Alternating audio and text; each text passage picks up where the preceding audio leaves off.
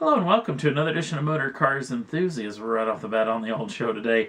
I have been chastised over a video that I made over 6 months ago about this particular automobile, which is the Polaris Slingshot. A lot of folks say, oh, it's definitely coming, and granted that video was made 6 months ago, so there was little to nothing known about this automobile, but we have an official date coming soon, actually July 27th of 2014, this vehicle will make its official debut. Now, if you don't know too much about the Slingshot, it's going to have 2 front wheels, but only 1 rear wheels, 2 seats, and a 2.4-liter EcoBoost General Motors sourced 4-cylinder, putting out 200 brake horsepower. Now, this particular vehicle is going to be somewhat of a track day star. No real word on whether this vehicle will be street legal or not. Hopefully it will. And no word on what pricing and whatnot are coming out, hopefully, on July 27th of 2014. But it's going to be a pretty little slick little automobile. I'm very interested in seeing what they've got, the folks over at Polaris, that is, up their sleeve on this particular model. We'll know more in just a handful of days. The Focus ST made its official debut at the Goodwood Festival of Speed. And a lot of folks that actually took some closer looks at it found a lot of the vehicles that they had on the grounds had a red line of just a touch over 5,000 RPMs, which is a lot more diesel-like. So could there be a Focus ST diesel in the works? Now, there's already a diesel version of the Focus running in the UK right now that isn't sold in the United States, but quite possibly this STD, as some of the people are actually calling it. In fact, one of the magazines making fun of it, saying the only STD you've ever wanted. But a little play on words, that vehicle. Now, let's talk about the power plant that's rumored to be in this vehicle. It's supposedly going to get a 2-liter turbocharged diesel, putting out 182 brake horsepower and 295 pounds-feet of torque. And that's shifted through a specially designed diesel-only 6-speed manual transmission. Now, this is yet to be official in any way, shape, or form from the folks over at Ford Motor Company, but hopefully we may hear some stuff very, very soon, and Diesel ST sounds very intriguing to me.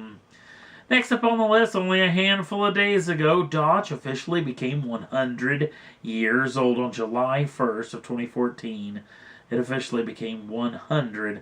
So, there's a ton of stuff coming soon from the folks over at Dodge, including a ton of swag, ton of gear that you can get on their website or at the local dealerships with the 100th anniversary logo. There's going to be some special edition automobiles. Already a Challenger's been shown off and whatnot with this particular new logo that's going to be coming very, very soon. So a big happy birthday from all of us to the folks over at Dodge. Sticking with Dodge, or at least the SRT group, the SRT Viper is back in production. Several months ago, the folks over at SRT and Ralph Gilles actually made the announcement that they were going to take an extended break as sales of the new SRT Viper weren't going near as well as they were planning on it. And they were actually having some issues with the dealerships actually having a lot of stock on the showroom floors and weren't in need of anything else. Continue to build them, we're just going to stack them up on dealership lots. So they took an extended break, but finally the wait is over, and they've had a pretty good past couple of months in the SRT Viper days, so hopefully that'll continue on through the rest of the year, but production is officially back underway.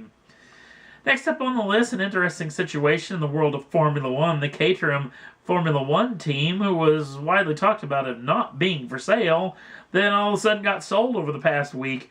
Actual consortium group, as far as folks from the China and the Middle East, actually went in and bought this, including an ex-race car driver and some other folks that were in Formula One. The shakeup was pretty massive, including a couple of engineers actually going back to their old homes in the Formula One race teams, one of them heading over to Renault Sport.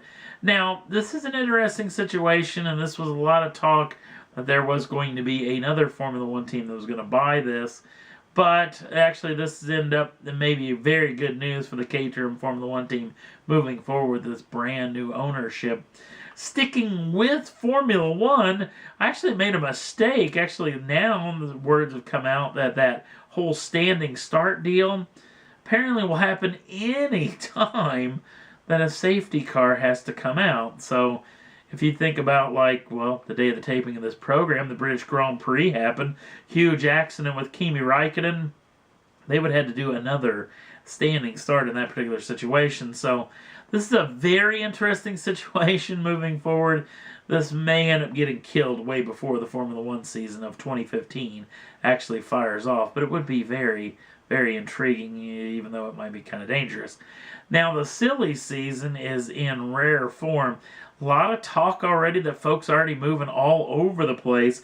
And this week in the hot seat was Jenson Button and the McLaren Formula One team. Now, he's actually talking about maybe having to get the boot, McLaren giving him the boot and sending him out the door. And there's a bunch of drivers that were very intrigued. Supposedly McLaren's been talking to, including Lewis Hamilton, who has been killing it at Mercedes-Benz, so I can't imagine him going over there. Fernando Alonso, who actually had a whole debacle with Lewis Hamilton back in the days when they were both at McLaren. Can't imagine him being. And even four-time world champion Sebastian Vettel. There's even a lot of talk that actual Kimi Räikkönen 2015 may be his last year in a Formula One car. He say he may just bow out after that season is over. So, man, the old silly season starting in full force really, really early in the season is going to be very interesting. Back half of the Formula One Grand Prix season. And that's all there was that I thought was worth talking about for this edition of Motor Cars Enthusiast. If you want to jump on over to the Facebook page, I got a very entertaining video including 5 brand new Genesis sedans from the folks over at Hyundai, showing off their brand new adaptive cruise control setup that actually helps steer the automobile, keeps it in its lane, and can do some emergency start deal. They did a very intriguing test with this and a very intriguing little situation. You have to see to believe. So I'm going to put it up on the Facebook page. You can check it out over there. Also, if you want to subscribe to the channel, you can do so at any time and get the first dibs on the brand new shows as soon as they come out. Thanks for watching, and we'll see you again real soon.